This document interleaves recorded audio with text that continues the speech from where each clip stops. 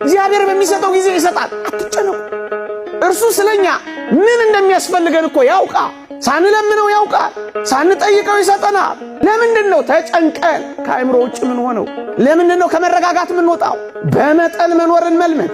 ተጨንቆ በቁመቱ አንድ ክንድ መጨመር የሚችል ማን ነው ይላል።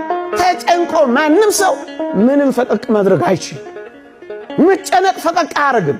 በተለይ ወጣቶች በዚህ ዘመን ተደጋገፉ፣ ተበረታቱ። በተለይ ክርስቲያኖች እርስ በርሳችሁ ሶስት የምትበሉ ተጨንቀው የሚበሉት ላጡ አካፍሉ። ወገኖቼ ወደኛ የሚመጣ የየትኛውም ሀብት የኔና የናንተ ብቻ አይደለም። እደግመዋለሁ፣ የኔና የናንተ ብቻ አይደለም። እንድናከፋፍል ነው ለኔና ለናንተ የተሰጠ። ብቻህን እንድትጨርሰው አይደለም እግዚአብሔር የሀብትን ጸጋ አንተ ጋር ያጎናጸፈው። እንድታከፋፍልለት ነው ወደ አንተ የመጣው። የወንጌላችን ትልቁ ተልእኮ ስጦታ ነው። እኛ እንኳን የዳነው በስጦታም አይደለም። ትልቁ ጸጋችን እኮ ስጦታ ነው። መጽሐፍ ቅዱሳችንን ገልበጥ አርጋችሁ ስታዩት የሚያስፈልጋቸውን ባትሰጧቸው ምን ይጠቅማቸዋል እኮ ነው ያለው።